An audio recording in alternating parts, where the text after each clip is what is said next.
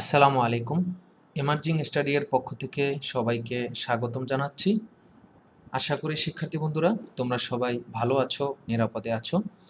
আমি তানজিরুল হুসাইন রাব্বি, প্রভাষক ফিনান্স ও ব্যাংকিং বিভাগ, কৃষি বিশ্ববিদ্যালয় কলেজ ময়মনসিংহ, অতিথি শিক্ষক কিশোর বাতায়ন এটুআই ও ২০১৮ সালে অনুষ্ঠিত প্রাথমিক, মাধ্যমিক ও উচ্চ মাধ্যমিক শিক্ষকদের ডিজিটাল কন্টেন্ট প্রতিযোগিতায় সারা দেশে জাতীয়ভাবে প্রথম স্থান অধিকারী।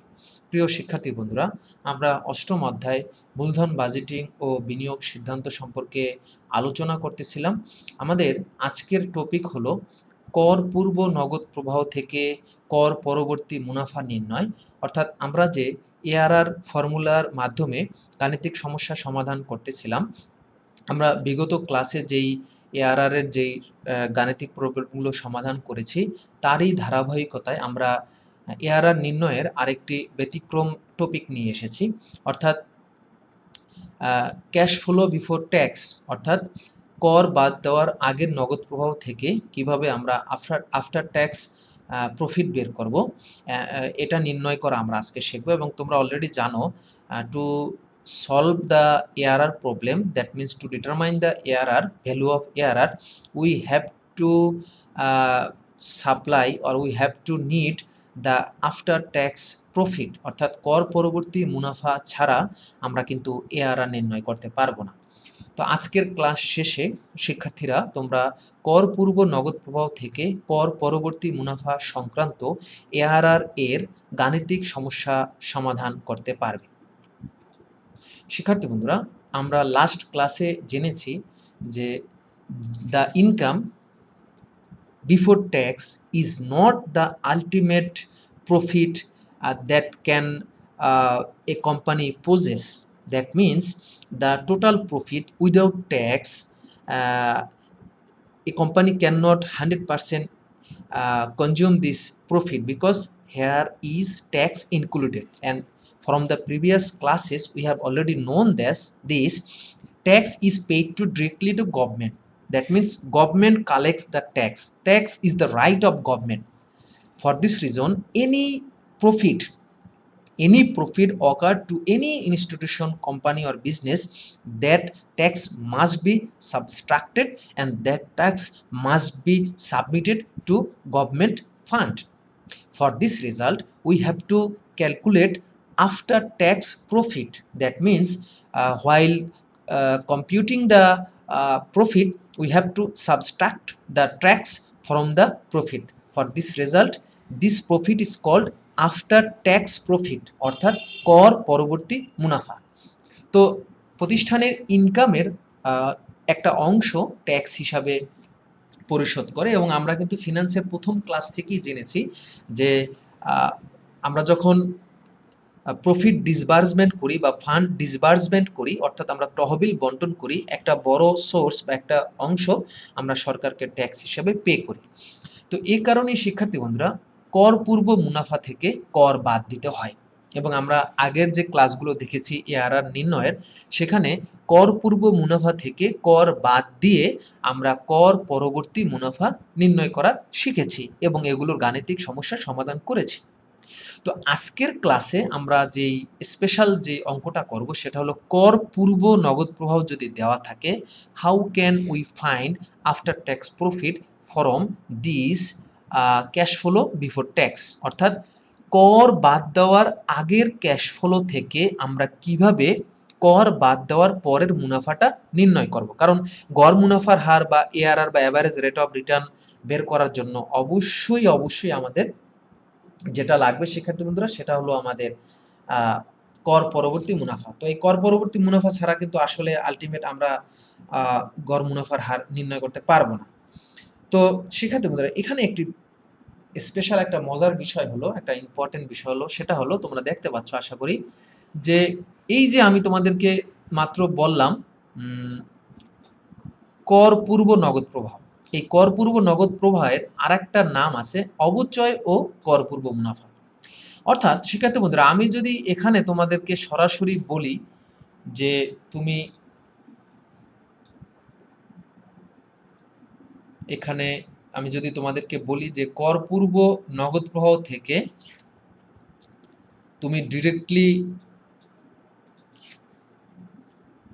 কর পরবর্তী মুনাফা বের করো, এটা তোমাদের জন্য একটু কেমন যেন লাগতেছে, তাই না? কারণ বিগত ক্লাসগুলো থেকে আমরা কিন্তু কর পূর্ব নগদ প্রবাহ সংক্রান্ত এআরআর অঙ্ক পাইনি, but in today's class we have ব্রট this special topic, যে আমরা কর পূর্ব নগদ প্রবাহ থেকে কিভাবে কর পরবর্তী মুনাফা নির্ণয় করব। তো আমি যে এখানে বললাম যে কর পূর্ব নগদ প্রবাহ থেকে তুমি কর পরবর্তী মুনাফা নির্ণয় করো, তো এটা তোমাদের জন্য একটু কঠিন হয়ে যাবে। তোমরা চিন্তা করবা যে কিভাবে কর পূর্ব নগদ প্রবাহ থেকে আবার কর পরবর্তী মুনাফা কিভাবে বের করে। বাট আমি যদি কোশ্চেনটা ঘুরাই বলি যে তোমরা অবচয় ও কর পূর্ব মুনাফা থেকে কর পরবর্তী মুনাফা নির্ণয় করো, তাহলে আশা করি সবাই এইটা পারবা যে স্যার অবচয় ও কর পূর্ব মুনাফা থেকে কর পরবর্তী মুনাফা বের করা তো একেবারে পানির মতো সহজ। আগে আমরা জাস্ট অবচয়টা বাদ দেবো, পরে আমরা কর বাদ দেবো, তাহলেই কর পরবর্তী মুনাফা বের হবে। তো এই কথাটাই আমি তোমাদেরকে এখন বলতে চাচ্ছি যে কর পূর্ব নগদ প্রবাহ আর অবচয় ও কর পূর্ব মুনাফা দুইটা সেম জিনিস, তোমাদের জন্য এখন সহজ হবে। তাহলে আমরা কিন্তু লাস্ট ক্লাসে কিছু বিষয় অলরেডি দেখে এসেছি যে অবচয় ও কর পূর্ব মুনাফা থেকে কিভাবে কর পরবর্তী মুনাফা বের করতে হয়, এই বিষয়ে তোমরা কিন্তু লাস্ট ক্লাসগুলোতে আশা করি শিখে ফেলেছো। তো এই হলো চার্ট, মূল চার্টটা, এইটা হলো সেই মূল চার্ট।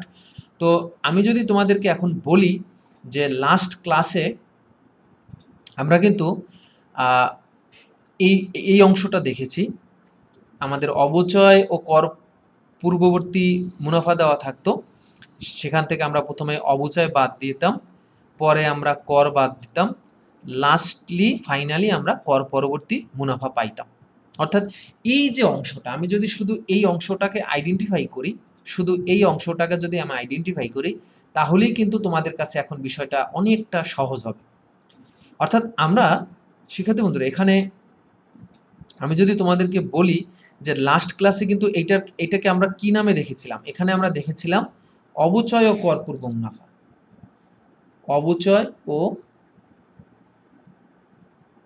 কর পূর্ব মুনাফা, এটা আমাদের লাস্ট ক্লাসে কিন্তু এরকম ছিল। আমার বিশ্বাস যে সবাই তোমরা ধরতে পেরেছো আমি কি তোমাদেরকে নক করতে চাচ্ছি। লাস্ট ক্লাসে আমাদের এখানে ছিল অবচয় ও কর পূর্ব মুনাফা, সেখান থেকে আমরা অবচয় বাদ দিছি, আমরা পেয়েছি কর পূর্ববর্তী মুনাফা, আর্নিংস বিফোর ট্যাক্স বা ইবিটি, সেখান থেকে আমরা ট্যাক্স বা করটা বাদ দিছি, জাস্ট আমাদের কর পরবর্তী মুনাফা বের হয়েছে। বাট এখন আমরা যেটা দেখতে পাচ্ছি, বর্তমানে এখন আমরা যেটা দেখতে পাচ্ছি সেটা হলো এখানে আমাদের দেওয়া আছে কর পূর্ববর্তী নগদ আন্তঃপ্রবাহ।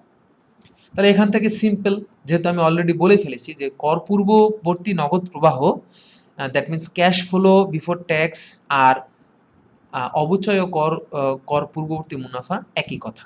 তো আগের মতো আমরা জাস্ট প্রথমে অবচয়টা বাদ দেব, সেম আমাদের বের হবে কর পূর্ববর্তী মুনাফা, সেখান থেকে আমরা কর বাদ দেব, জাস্ট আমাদের বের হবে কর পরবর্তী মুনাফা। তো এইটাই আমাদের মূলত দরকার এআরআর নির্ণয় করার ক্ষেত্রে, আফটার ট্যাক্স আর্নিংস, অর্থাৎ ইএটি, আর্নিংস আফটার ট্যাক্স বা কর পরবর্তী মুনাফা, আমাদের আসলে এইটাই দরকার। তো এইটা হয়ে গেলেই কিন্তু আমরা এআরআর নির্ণয় করতে পারবো, অর্থাৎ আমাদের অ্যাভারেজ রেট অফ রিটার্ন বা গড় মুনাফার হার নির্ণয় করতে পারবো। আর এগুলো তো তোমরা জানোই, এখানে বছর থাকবে 3 বছর থাকলে 3 বছর, 5 বছর থাকলে 5 বছর, যে কয় বছর থাকে আর কি।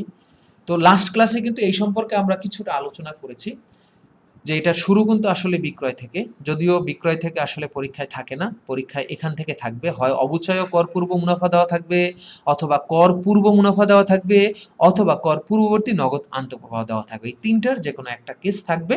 তো আশা করি বিষয়টা তোমরা বুঝতে পেরেছো। তো এটাকে যদি আমি একটু শর্ট করি, সামারি করি, এই যেটা আমাদের দরকার আজকের ক্লাসের জন্য, শিক্ষার্থীরা যেটা আমাদের দরকার, আশা করি সেটা আমাদের সামনে চলে এসেছে এবং তোমরা বুঝতে পেরেছো। অর্থাৎ এই অংশটাই আমাদের দরকার, আমাদের মূলত এই অংশটা দরকার।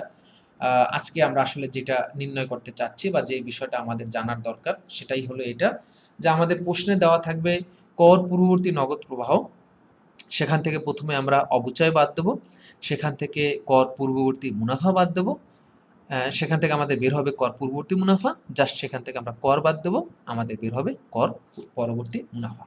তো ধাপগুলো আসলে এখানে আমাদের ধাপ হলো 2টা ধাপ। প্রথম ধাপে আমরা অবচয় বাদ দেব, আর দ্বিতীয় ধাপে আমরা কর বাদ দেব, তাহলেই আমাদের কর পরবর্তী মুনাফা বের হবে। তো এখন সবার মনে প্রশ্ন আসতে পারে যে স্যার অবচয়টা কিভাবে বের করব? এটা সিম্পল। অবচয় নির্ণয় করার প্রসিডিউর অলরেডি আমরা শিখে ফেলেছি। অবচয় নির্ণয়ের সূত্র হলো মোট বিনিয়োগ বা প্রকল্পের যে মূল্যটা আর কি, বা সম্পত্তির মোট মূল্য যেটাই বলো, মোট বিনিয়োগ মাইনাস ভগ্নাবশেষ মূল্য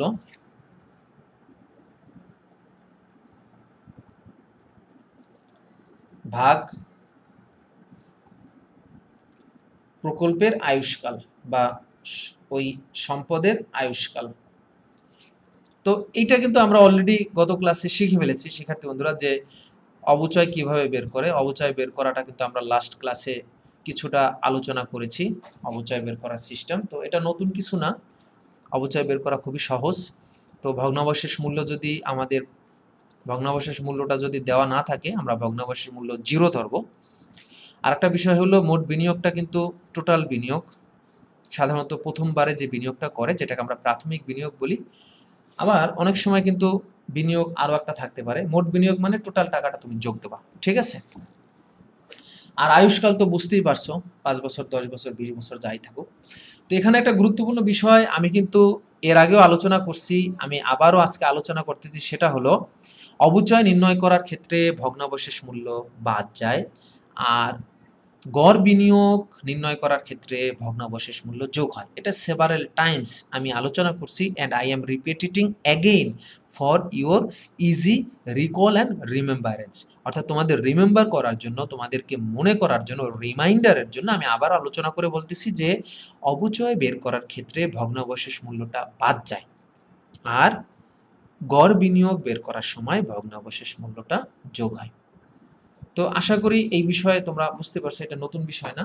তো আমরা এখন একটা উদ্দীপকে চলে যাব। তবে উদ্দীপকে যাওয়ার আগে আমাদের কিছু বিষয় কনফার্ম হতে হবে, ক্লিয়ার হতে হবে। যেমন খুব ভাইটাল বিষয়, প্রশ্নে যদি শুধু নগদ প্রবাহ দেওয়া থাকে ও কর দেওয়া না থাকে, অর্থাৎ উদ্দীপকে আমাদের শুধু নগদ প্রবাহ দেওয়া আছে, আর কিছু দেওয়া নাই, উদ্দীপকে জাস্ট আমাদের শুধু নগদ প্রবাহ দেওয়া আছে। এই নগদ প্রবাহটা কি কর পূর্ব নগদ প্রবাহ না কর পরবর্তী নগদ প্রবাহ, সে সম্পর্কে কিছু বলে নাই, জাস্ট আমাদের বলে দিয়েছে নগদ প্রবাহ, আর বছর আছে 1, 2, 3, 4, 5। এবং উদ্দীপকে যদি কর না দেওয়া থাকে 40%, 20%, 30%, ট্যাক্স রেটটা যদি দেওয়া না থাকে, তাহলে এই নগদ প্রবাহকে আমরা কিন্তু কর পরবর্তী নগদ আন্তঃপ্রবাহ ধরে নেব। অর্থাৎ এখান থেকে অবচয় কর বাদ দেওয়ার, এখান থেকে আমরা কর পরবর্তী নগদ আন্তঃপ্রবাহ ধরে আমরা অঙ্কটা করব। আশা করি এই বিষয়টা তোমরা বুঝতে পেরেছো। জাস্ট কর পরবর্তী নগদ আন্তঃপ্রবাহ থেকে আমরা যদি আমরা ইটা বাদ দিই, অবচয়টা বাদ দিই, তাহলে আমাদের কর পরবর্তী মুনাফাটা বের হবে। তো এই বিষয়টা তোমরা বুঝতে পেরেছো। আরেকটা বিষয় মনে রাখতে হবে যে এআরআর নির্ণয়ের ক্ষেত্রে কিন্তু কর পরবর্তী মুনাফা লাগবেই। আমরা লাস্ট ক্লাসগুলোতে দেখেছি এআরআর মানেই হলো আফটার ট্যাক্স আর্নিংস, অর্থাৎ কর পরবর্তী মুনাফা ছাড়া এআরআর নির্ণয় করা যাবে না। কিন্তু মূলধন বাজেটিংয়ের অন্যান্য যে পদ্ধতি আছে, ধরো পেব্যাক পিরিয়ড বা এনপিবি বা আইআরআর, ওই সব ক্ষেত্রে আমাদের ক্যাশ ইনফ্লো লাগবে, নগদ আন্তঃপ্রবাহ লাগবে, এবং এটা অবশ্যই কর পরবর্তী নগদ আন্তঃপ্রবাহ লাগবে। আর শুধুমাত্র এবং কেবলমাত্র গড় উপার্জন হার বা গড় মুনাফার হার নির্ণয়ের ক্ষেত্রে কর পরবর্তী মুনাফা আয়টা লাগবে। আচ্ছা, অঙ্কে যদি কর পূর্ব বা কর পরবর্তী নগদ প্রবাহ দেওয়া থাকে, সেক্ষেত্রে কিন্তু অবশ্যই অবচয় নির্ণয় করতে হবে। অর্থাৎ কর পূর্ব নগদ প্রবাহ দেওয়া থাকা মানেই হলো এখান থেকে অবচয় বাদ দিতে হবে, এখান থেকে কর বাদ দিতে হবে, ঠিক আছে। আর কর পরবর্তী নগদ প্রবাহ থাকলেও কিন্তু অবচয় লাগবেই, কারণ অবচয় যদি তুমি বাদ না দাও, তাহলে কর পরবর্তী মুনাফা আসবে কেমনে আসবে কর পরবর্তী মুনাফা? অবশ্যই অবচয়টা বাদ দিতে হবে, কারণ আমরা জানি অবচয় একটা অনগদ ব্যয়। আমরা যখন মুনাফা নির্ণয় করছিলাম তখন আমরা অবচয়টা বাদ দিছি, বাট অবচয় পকেট থেকে যাওয়া কোনো খরচ না, কিন্তু অবচয়টা বাদ দিয়ে আমরা দেখাইছি। তার মানে মুনাফাটা আমাদের অরিজিনাল নগদ মুনাফা না। তো মুনাফাকে নগদ ভিত্তিতে মিল করার জন্য আমাদের ওই অবচয়টাকে এখন আবার যোগ করে নগদ আন্তঃপ্রবাহটা ঠিক করা লাগবে। এই কারণেই আমরা যখন নগদ আন্তঃপ্রবাহ থেকে কর পরবর্তী মুনাফায় কনভার্ট হই, আমাদেরকে অপচয় বাদ দিতে হয়। তাহলে আশা করি বিষয়গুলো তোমরা ক্লিয়ারলি বুঝতে পেরেছো শিক্ষার্থী বন্ধুরা। এইখানে তোমাদের কোনো কনফিউশন থাকার কথা না। তো আমি একটা উদ্দীপক নিয়ে আসছি, এবং উদ্দীপক, this question, this steam, this creative questions is too much important, because with the solving of this creative questions you will be able to solve further any question that is going to come in the upcoming examination। অর্থাৎ সামনে ভবিষ্যতে এই ধরনের যে কোনো question আসুক, ARR নির্ণয় তোমাদের জন্য কোনো প্রবলেম হবে না। এআর হয়ে যাবে পানি, ঠিক আছে?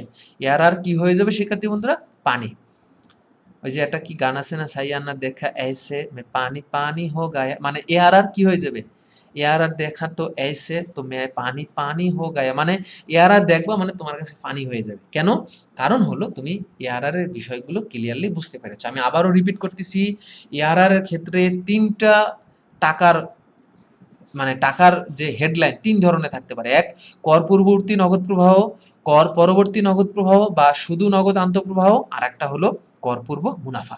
লাস্ট ক্লাসে কিন্তু আমরা কর পূর্ব মুনাফা নিয়ে আলোচনা করেছি, কর পরবর্তী নগদ প্রবাহ নিয়ে আলোচনা করেছি। আজকের ক্লাসটা হলো কর পূর্ববর্তী নগদ প্রবাহ বা অবচয় ও কর পূর্ব মুনাফা নিয়ে। তো আমি উদ্দীপকটা পড়তেছি, তোমরা ভালো করে খেয়াল করো শিক্ষার্থী বন্ধুরা। এবিসি কোম্পানি, একটি কোম্পানি, তারা 7 লাখ টাকা মূল্যের একটি নতুন মেশিন ক্রয় করার সিদ্ধান্ত নিয়েছে। That means ABC company is going to invest টাকা 7 lakh in purchasing a new machine. অর্থাৎ একটা নতুন মেশিন কেনার জন্য তারা এই 7 লাখ টাকা কি করবে? বিনিয়োগ করবে। কোম্পানির কস্ট অফ ক্যাপিটাল, মানে মূলধন ব্যয় আছে 10%। On the other hand corporate tax rate is 40%, corporate করের হার 40%। By using this machine, the forecasting cash inflow before tax for the 5 years, অর্থাৎ মেশিনটি ব্যবহার করে আগামী 5 বছরের কর পূর্ববর্তী নগদ প্রবাহ হলো নিম্নরূপ। ফার্স্ট ইয়ার আমাদের কর পূর্ব নগদ প্রবাহ 1,40,000, দ্বিতীয় বছর 2,10,000, এবং প্রত্যেকটা থেকে কর কিন্তু বাদ দেওয়া হয়নি, কর পূর্ব নগদ প্রবাহ। তৃতীয় বছর 3,20,000, চতুর্থ বছর 3 লাখ, পঞ্চম বছর 2,10,000। উদ্দীপকে বর্ণিত মেশিনটি গড় উপার্জন হার কত? অর্থাৎ আমাদের কি নির্ণয় করতে হবে শিক্ষার্থী বন্ধুরা? এআরআর নির্ণয় করতে হবে, অর্থাৎ অ্যাভারেজ রেট অফ রিটার্ন বা গড় মুনাফার হার। তো এখানে আর একটা প্রশ্ন আছে, সাধারণত এটা ঘ নাম্বার প্রশ্নে আসে, উচ্চতর দক্ষতা। ব্যবস্থাপনা কর্তৃক নির্ধারিত সর্বনিম্ন গড় মুনাফার হার হলো 14%। তাহলে মেশিন কি আমরা কিনবো? অর্থাৎ ব্যবস্থাপনা কর্তৃক ফিক্সড অ্যাট লিস্ট, মানে সর্বনিম্ন এআরআর হতেই হবে 14%। Below this rate will not be acceptable. অর্থাৎ এই 14%-এর নিচে এআরআর গ্রহণযোগ্য নয়। যদি 14%-এর বেশি হয় তাহলে গ্রহণযোগ্য। তাহলে আমরা অবশ্যই উদ্দীপকটা সলভ করে দেন দেখতে হবে what is our ARR rate. Is it below to this fixed rate or above to this fixed rate? এটা কি আমাদের ব্যবস্থাপনা কর্তৃক বেঁধে দেওয়া সর্বনিম্ন গড় মুনাফার হার 14%-এর কম না বেশি? Then we can take a decision, আমরা একটা ডিসিশনে যেতে পারবো, whether we should purchase the machine or not, অর্থাৎ মেশিনটা কি আমাদের ক্রয়যোগ্য কিনা। তো সেক্ষেত্রে বন্ধুরা আশা করি আমরা উদ্দীপকটা বুঝতে পেরেছি, অর্থাৎ উদ্দীপকের বিষয়ে আমাদের কোনো কনফিউশন নাই, এবং এগুলো কিন্তু সব বোর্ড কোশ্চেন, অর্থাৎ বোর্ডের জাতের কোশ্চেন, এবং বোর্ডে এই ধরনের কোশ্চেনই আসে। এবং তোমরা জানো যে শর্ট সিলেবাসের উপরে পরীক্ষা যদি হয় তাহলে কিন্তু আমাদের যেহেতু আমাদের সিলেবাস শর্ট হয়ে গেছে অলরেডি 2022 সালের 2021 সালে দুটো ব্যাচেরই, তো সেক্ষেত্রে আমাদের এই অধ্যায় থেকে কিন্তু 3টা প্রশ্ন আসার সম্ভাবনা আছে, 3টা উদ্দীপক, এবং এই ধরনের উদ্দীপক কিন্তু আসবে। So you can make yourself 100% sure that you are going to cut a good marks. That means 10 marks is allotted for you if you take this class seriously, be attentive till the end of this class. Okay, তাহলে কোশ্চেনটা আমি একটু সাইডে নিয়ে আসি। Right, কোশ্চেনটা আমি সাইডে নিয়ে আসছি। এখন আমরা এআরআর নির্ণয় করব। তো এআরআর নির্ণয় করতে হলে অবশ্যই কর পূর্ববর্তী নগদ প্রবাহগুলো যেগুলো আছে এগুলোকে সব কনভার্ট করতে হবে কর পরবর্তী মুনাফায়। তো সেই কাজটাই আমরা করব। তাহলে আমরা উপরে লিখি কর পরবর্তী মুনাফা নির্ণয়।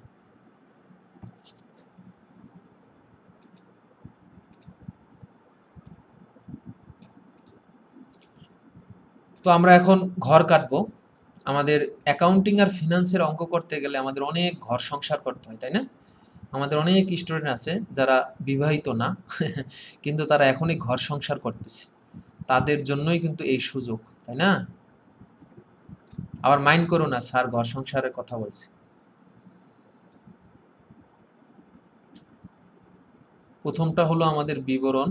আচ্ছা, বিবরণটা আমরা এতটুকুই হওয়ার কথা। বছর হলো 5টা, প্রথম বছর, দ্বিতীয় বছর, তৃতীয় বছর, চতুর্থ বছর, পঞ্চম বছর। তো আমাদের প্রথম ঘরে আমরা লিখি বিবরণ, পরের ঘরে হলো প্রথম বছর 1 দেই আমরা বছরগুলো, পরে হলো দ্বিতীয় বছর 2, পরে হলো তৃতীয় বছর 3, পরে হলো চতুর্থ বছর 4, পরে হলো পঞ্চম বছর 5, অর্থাৎ 5টা বছর আমরা দিয়ে দিলাম। তো এখন আমরা এখানে ডিটেলসগুলো লিখব।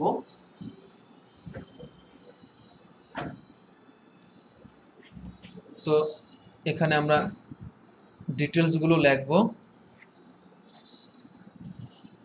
তো আমরা এখানে লিখি আমাদের যেটা দেওয়া আছে, কর পূর্ববর্তী বা কর পূর্ব নগদ আন্তঃপ্রবাহ, কর পূর্ব নগদ আন্তঃপ্রবাহ। ঠিক আছে, আমরা লিখলাম। তো আমাদের 5 বছরে 5টা নগদ আন্তঃপ্রবাহ দেওয়া আছে। আমরা যদি দেখি, প্রথম বছরে আমাদের দেওয়া আছে 1,40,000, দ্বিতীয় বছর আছে 2,10,000, তৃতীয় বছর 3,20,000, এর পরের বছর 3 লাখ, শেষ বছরে 2,10,000।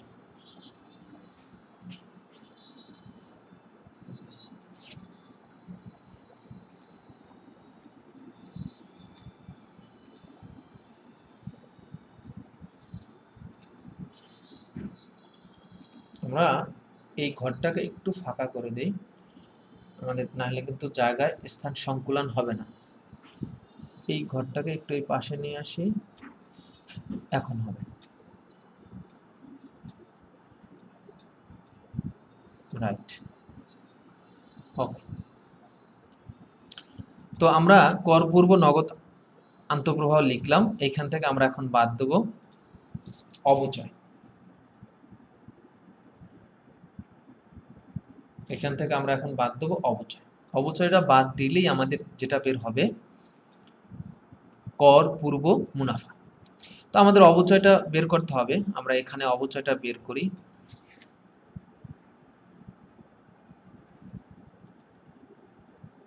আমাদের তো অবচয় দেওয়া নাই, আমাদের অবচয় বের করতে হবে। অনেক সময় অঙ্কে অবচয় দেওয়া থাকে, আবার অনেক সময় অঙ্কে অবচয় দেওয়া থাকে না।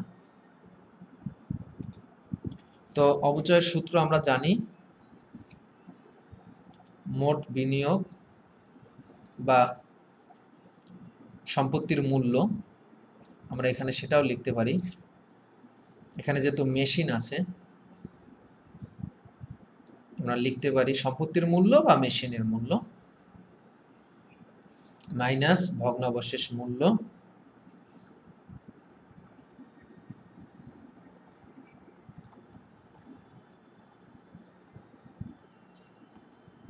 ভগ্নাবশেষ মূল্য এবং ভাগ হবে আয়ুষ্কাল বা বছর। তো এখানে একটা বিষয় মনে রাখতে হবে শিক্ষার্থীবৃন্দ, এটা কিন্তু তোমরা নিচে নিচে লিখবা। আমার এখানে জায়গায় সংকলন হচ্ছে না বলে আমি এটা পাশাপাশি লেখছি, অর্থাৎ তোমরা কিন্তু অবশ্যই উপরে আগে লিখবা মেশিনের মূল্য মাইনাস ভগ্নাবশেষ মূল্য, নিচে একটা টান দিয়ে তারপর লিখবা আয়ুষ্কাল। আশা করি বিষয়টা বুঝতে পেরেছো। তো আমাদের ভগ্নাবশেষ মূল্য আসলে এই অঙ্কে নাই, তাহলে আমরা মেশিনের মূল্য আমাদের আছে 7 লাখ টাকা। সরাসরি আমরা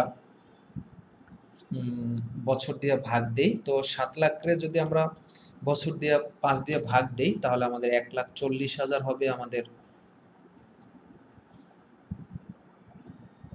1,40,000 টাকা হলো আমাদের অবচয়।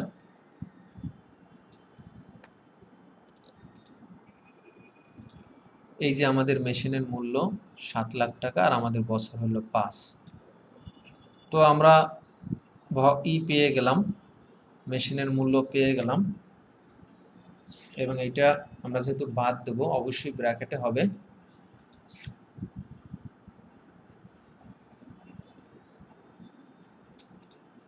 এবং এটা কিন্তু প্রতি বছরই এরকমই হবে, ব্র্যাকেটের ভিতর রেখে বাদ হবে।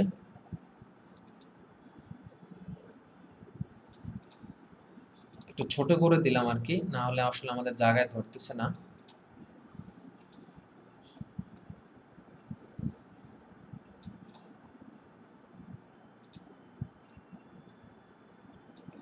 প্রতি বছরই সেম। এটা হলো সরলরৈখিক অবচয়, ম্যাক্সিমাম সময় এটা সরলরৈখিক অবচয়ই হয়। আর কিছু না বললে সরলরৈখিক অবচয় ধরে নিতে হবে, আমাদের তো কিছু বলে নাই, তাই আমরা সরলরৈখিক অবচয় ধরে নিছি।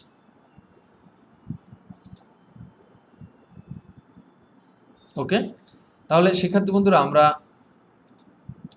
কর পূর্ব নগদ আন্তঃপ্রবাহ থেকে আমরা অবচয়টা বাদ দিছি, তাহলে আমাদের বের হবে কর পূর্ববর্তী মুনাফা। এখন আমি বড় করে দেই, এখন বড় করে দেওয়া যাবে আর কি। কর পূর্ববর্তী মুনাফা, অর্থাৎ কর বাদ দেওয়ার আগের মুনাফা আমাদের বের হয়েছে। এখন যেটা বের হবে সেটা হলো কর বাদ দেওয়ার আগের মুনাফা। তাহলে আমরা যদি 1,40,000 থেকে 1,40,000 বাদ দিই, এখানে আমাদের রেজাল্ট হবে 0। পরের বছর আছে 2,10,000 থেকে 1,40,000 যদি বাদ দেই তাহলে আমাদের বের হবে 70,000। পরে আছে 3,20,000 থেকে যদি আমরা 1,40,000 বাদ দেই তাহলে আমাদের বের হবে 1,80,000। 3 লাখ থেকে যদি আমরা 1,40,000 বাদ দেই তাহলে আমাদের বের হবে 1,60,000। আর শেষ বছরে 70,000।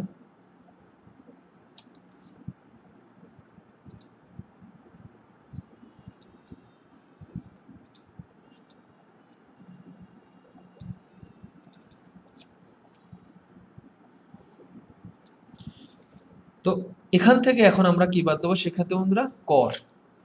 এখান থেকে আমরা কি বাদ দেবো? কর। কর পূর্ববর্তী মুনাফা থেকে কর বাদ দিলে কর পরবর্তী মুনাফা হয়, এগুলো আমরা লাস্ট ক্লাসে খুব ভালো করে আলোচনা করেছি।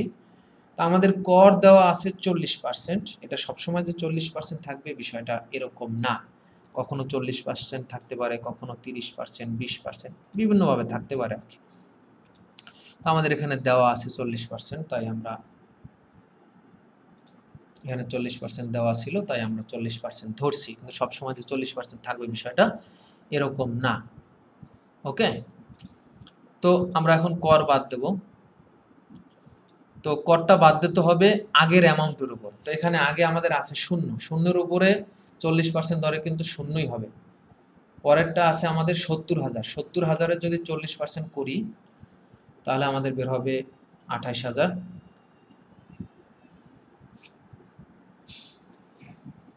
এবং এটা কিন্তু অবশ্যই তোমরা ক্যালকুলেটরে করবা। এরপর হলো 1,80,000, 1,80,000-এর যদি আমরা 40% করি তাহলে আমাদের বের হবে 72,000। এবং যেহেতু এটা মাইনাস তাই ব্র্যাকেটে থাকবে। পরেরটা আছে আমাদের 1,60,000। এটার যদি আমরা 40% করি তাহলে এখানে বের হবে 64,000। আর শেষেরটা আছে 70,000। তো 70,000-এরটা অলরেডি আমরা করছি, 28,000 বের হবে।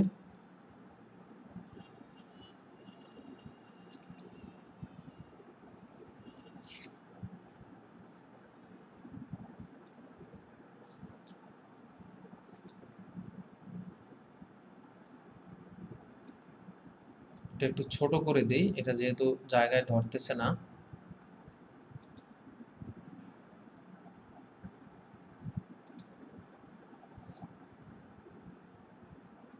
আঠাইশ হাজার,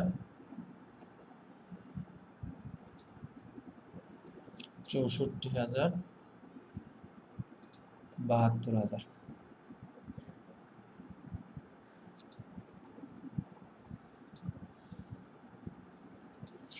ওকে, এখন তোমরা বুঝতে পারছো আশা করি।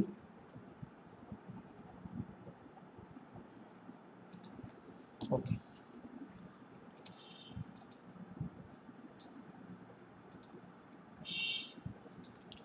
এখন আমরা যদি কর পূর্ববর্তী মুনাফা থেকে কর যেটা বের করছি সেটা বাদ দেই,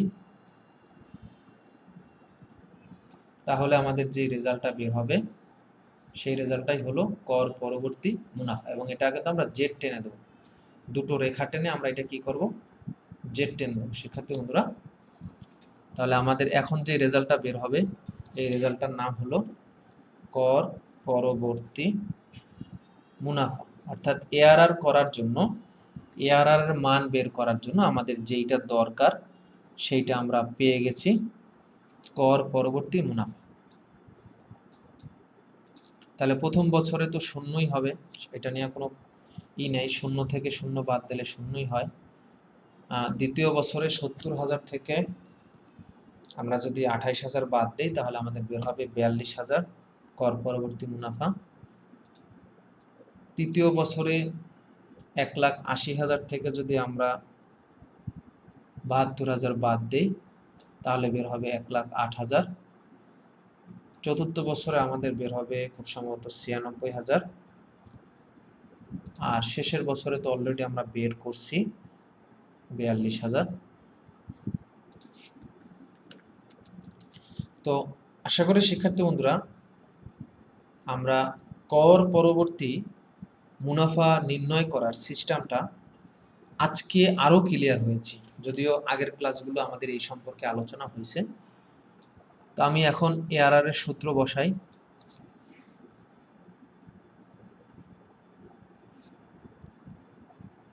কর পরবর্তী মুনাফা যেহেতু আমরা পেয়ে গেছি, আমরা এখন এআরআর বের করতে পারি খুব সহজেই। তো এআরআর এর নির্ণয়, এআরআর নির্ণয়ের সূত্র আমরা জানি, এটা অনেক আলোচনা হয়েছে।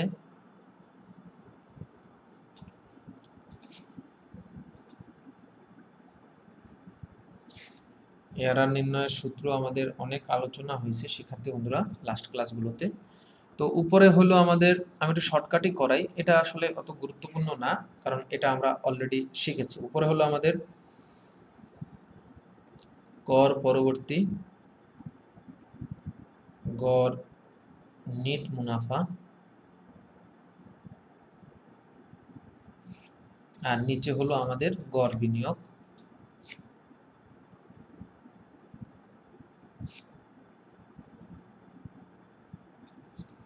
তো কর পরবর্তী গড় নেট মুনাফাকে যদি আমরা আরো ভাঙাই, কর পরবর্তী গড় নেট মুনাফাকে যদি আমরা ভাঙাই, অর্থাৎ এটাকে যদি উপরের অংশটাকে ভাঙাই তাহলে আমাদের কিরকম আসবে, কর পরবর্তী গড় নেট মুনাফা বের করার সূত্র হলো কর পরবর্তী নেট মুনাফার যোগফল ভাগ বছর। কর পরবর্তী নেট মুনাফার সমষ্টি বা যোগফল ভাগ হলো বছর। আর নিচে আমাদের হলো গড় বিনিয়োগ, অর্থাৎ এই গড় বিনিয়োগটাকে যদি আমরা ভাঙাই, এটা যদি ভাঙাই তাহলে আমাদের কিরকম আসে গড় বিনিয়োগ। গড় বিনিয়োগটা বের করার সূত্র আমরা অলরেডি শিখছি শিক্ষার্থী বন্ধুরা। গড় বিনিয়োগ বের করার সূত্র হলো মোট বিনিয়োগ প্লাস ভগ্নাবশেষ মূল্য ভাগ 2। তো আমি একটু আগে তোমাদেরকে বলছিলাম যে গুরুত্বপূর্ণ যে বিষয়টা সেটা হলো মোট গড় বিনিয়োগ বের করার ক্ষেত্রে ভগ্নাবশেষ মূল্য যোগ হয়, গড় বিনিয়োগ বের করার ক্ষেত্রে ভগ্নাবশেষ মূল্য যোগ হয়, আর অবচয় বের করার ক্ষেত্রে ভগ্নাবশেষ মূল্য বাদ হয়। তাহলে আমরা কর পরবর্তী মুনাফা কিন্তু অলরেডি পেয়ে গেছি। এগুলো আমাদের হলো কর পরবর্তী মুনাফা। তো এগুলো আমরা জাস্ট একটা একটা করে যোগ করব, পই পই করে আমরা যোগ করব, তাই না? মানে সবগুলো যোগ করব। তাহলে প্রথম বছরে 0, পরের বছরে 42,000, পরের বছরে 1,08,000, এর পরের বছরে 96,000, আর শেষ বছরে হলো 42,000। আর বছর, আমাদের বছর কিন্তু আছে 5টা, বছর হলো আমাদের 5টা, ঠিক আছে? এখন আসো মোট বিনিয়োগ। আমরা কত টাকা বিনিয়োগ করছি? 7 লাখ। ভগ্নাবশেষ মূল্য আমাদের নাই, আমরা শূন্য ধরতে পারি। তাহলে উপরের সবগুলো যদি আমরা যোগ করি, অর্থাৎ এই সব যদি আমরা যোগ করি, 42,000, 1,08,000, 96,000 এবং 42,000, তাহলে উপরে আমাদের আসে 2,88,000। 2,88,000 হয় উপরে, আর ভাগ 5, তাহলে আলটিমেট আমাদের উপরে থাকে কত? 2,88,000কে যদি আমরা 5 দিয়ে ভাগ দিই, তাহলে আমাদের আসে 57,600।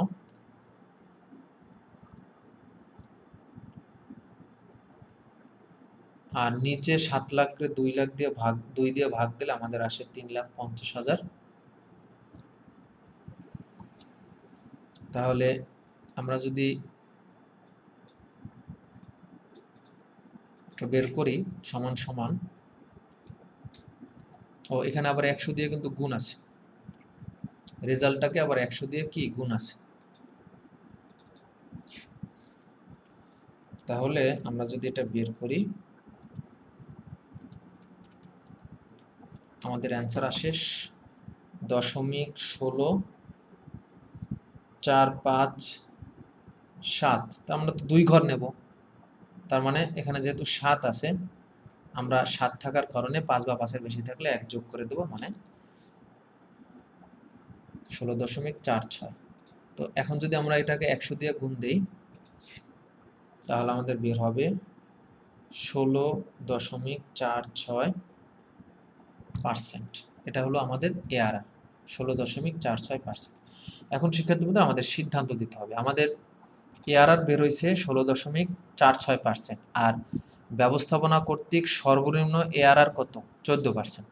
তার মানে আমরা বলতে পারি যে ব্যবস্থাপনার বেঁধে দেওয়া এআরআর এর চেয়ে মানে আমাদের এআরআর বেশি হয়েছে, এআরআর এর মান।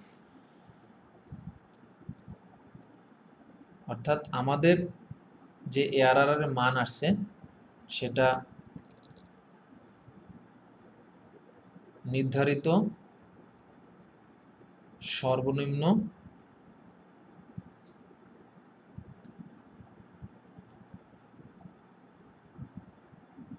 হারের চেয়ে বেশি। তাই আমরা কি এই মেশিনটি কিনতে পারি। আমি শর্ট করে দিলাম, তার মানে আমরা এই মেশিনটা কিনতে পারি। তো আমি একেবারে শর্ট করেই বিষয়টা দেখাইলাম শিক্ষার্থী বন্ধুরা।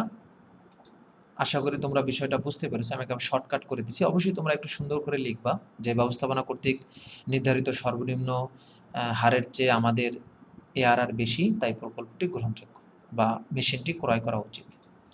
তো আশা করি শিক্ষার্থী বন্ধুরা এটা বুঝতে পেরেছো। এখানে একটা বাড়ির কাজ আছে, তোমরা এটা একটা স্ক্রিনশট নিয়ে নাও, এটা তোমরা বাড়িতে করবা এবং এটা নিজেরা চেষ্টা করবা। ঢাকা বোর্ড 2019-এর অঙ্ক, স্ক্রিনশটটা নাও, খুব সহজ একটা অঙ্ক, একই সেম। আজকে বিদায় নিচ্ছি, Tanzirul Hossain rabbi sir. Next ক্লাসে তোমাদের সাথে আবারও দেখা হবে।